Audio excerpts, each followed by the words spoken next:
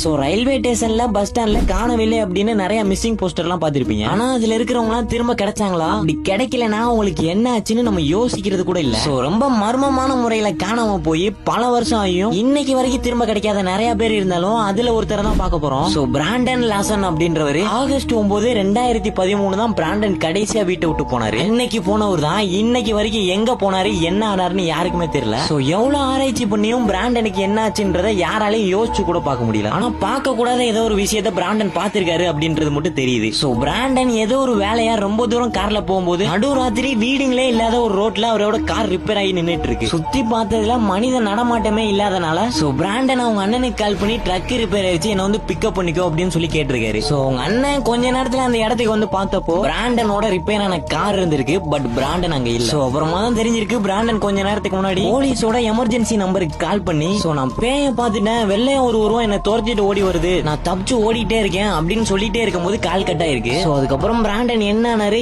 எது அவரை துரத்திட்டு வந்துச்சு அப்படின்றது யாருக்குமே தெரியல. சோ பிராண்டனும் கிடைக்கல, அவரோட பாடியும் கிடைக்கல.